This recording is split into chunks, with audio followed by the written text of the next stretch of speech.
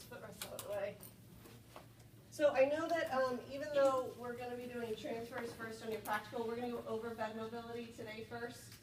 So if you can take off your shoes and then come up here on the bed and let's do. So first ones that we're doing are with the patient being able to assist, okay? Go ahead and lay on your back if you don't mind, and let's have you sort of like down in the bed like you need to move up in the bed. You know how people get in the hospital and like those hospital beds, the head of the bed's up and they just kind of like scooch down. Okay, so I come in and my client is very far down in the bed and he rang, he needs help moving up in bed. This would be somebody who might have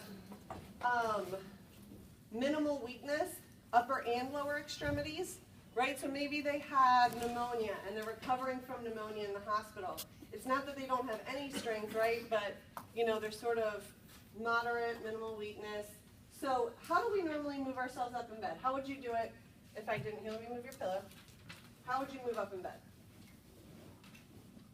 So what's he doing? He's bridging, right? So that's a key part of it. And he's also using his elbows and his arms, right, to help him move back a little bit. So that bridging piece is really key for moving somebody up in bed. So what you can tell the patient to do is, you know, you're going to sort of push down with your arms. Can you bend your knees? Should I go down back No, here? no, it's okay. We have a little bit more room to scoot up. If they need help, a good place to help them is putting your hands on their pelvis, right? And so you use the hips to give you something to help leverage, to help move them up. You are not doing, who's doing most of this work? The patient, right? I'm not trying to do this by myself if he can't really be moving himself. And that's with anybody, all right? Okay, so let's do it together. You're gonna push in with your elbows and then push back with your legs as you bridge up. 1, 2, 3. Good, and let's do one more. 1, 2, 3. Very good. Okay, this is where our favorite thing, my favorite thing, comes into play, because I put my pillow maybe somewhere where I can't reach it. Bed rails up. Yep. Do you see those invisible bed rails? Really effective in keeping people on that table. For over 20 years. No joking. Okay, just lift your head up. There you go. And are you feeling comfortable? Yeah. Okay, here's your call bell. And bed rails up. Right now I'm done with my bed mobility. So I know it's fake bed rails and that is like annoying, but it is a good habit to always be remembering that you have to leave your patient in a safe position. We always want to be leaving them with a call bell. I actually will get for you guys for the practicals, I've decided that they're real fake call bells rather than invisible call bells. You know, we'll have a cue. We actually have real bells, but they don't ring because, you know, that'd be annoying if you're taking a practical and you hear bells ringing all the time. So they're real fake call bells because they don't ring, and that will actually be available for you on the practical. So you have something tangible to give them, but I don't have tangible fake bed rails. I'm so sorry. Okay, those just have to be completely fake and invisible the whole time. So just, you know, saying bed rails up. I like to go like this because, you know, it's kind of like a little dance move or something. But it's not necessary, but you do need to say bed rails up in order for the invisible bed rails to actually be up. Are we good on that one? You can't just do the dance move? Say it. Because, you know, a lot of times when we're grading, I might be like checking something off, and so I might not see this. And so, you know, if you say it though, I hear you, that's something, you know, I can make sure that you've done it. Do I have to say fake? No, I just can't help myself. I think it's so funny. Fake invisible bed rails. I don't know. So anyway, that's moving up. Now, how do you think you would move down in bed? Reverse. Yeah, so you're going to tell the client to bend their knees, right? Because what we're doing here is there's less like friction and you're decreasing the surface area that needs to move. You're having the client move their own body is going to help develop strength in somebody who's weak and, you know, is having difficulty with bed mobility. So you're going to push down in with your elbows again, and you're going to scoot towards your feet. Ready? 1, 2, 3. Great. Perfect. And then, you know, I would only move him down if he was further up. You guys get the point, right? And you're going to leave him with a pillow, the call bell, in a comfortable position. So that's moving up and down. Now to have it here, you can lift your head up again, sorry.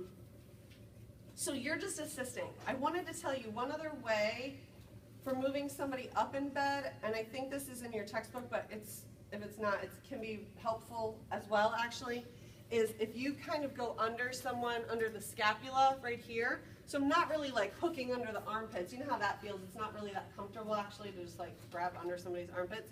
But you can come under here, under the scapula, and help push them up that way. If it's somebody who has difficulty lifting that upper body up off of the bed, that extra push at the scapula, you can kind of, when I say lift a little bit, do I actually mean lift their upper body?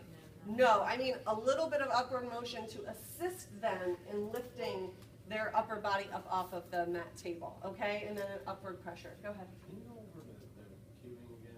Like you said, the upper. Yeah, you just have them, like, I usually say, like, push in with your elbows, push down with your elbows to elevate the upper trunk so that they are, again, decreasing that friction and it helps them move a little bit.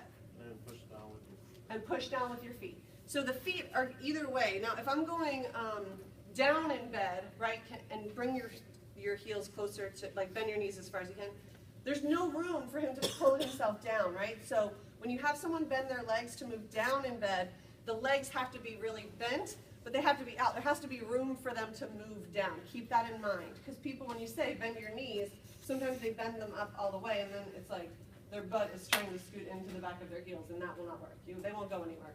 And you'll be like, you're not moving. Okay, go ahead. Is there a particular bed height? Excuse me. that you want us to- Bed want to height. have it at? You know, the height should be what's appropriate for you. So keep that in mind.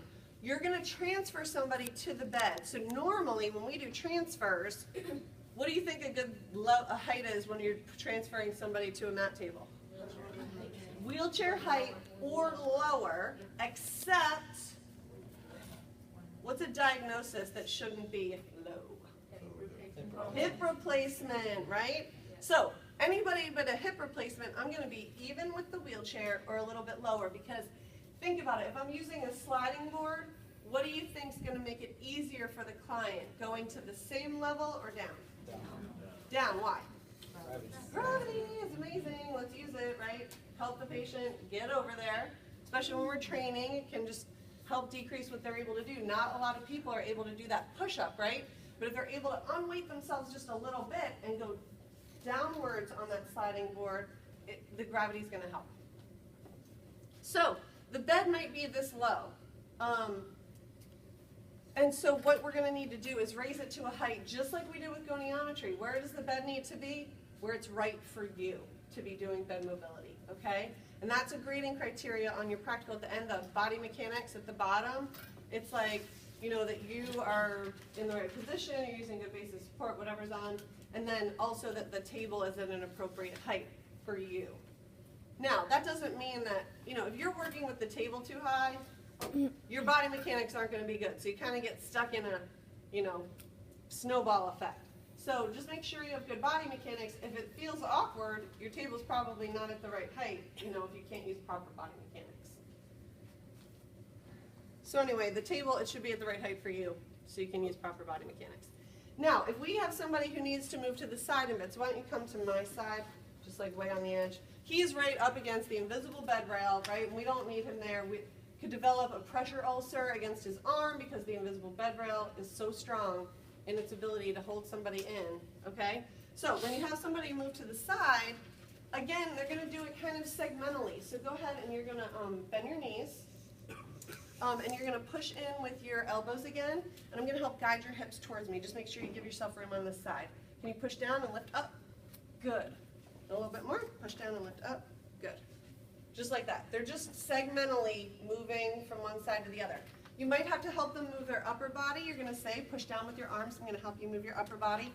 And see how I'm coming around here under the scapula to help that way? And so that's it. You're just assisting. You're guiding them, giving some extra support if they need it. Sound good? All right, so that was, are you okay right there for a minute? Make sure I've got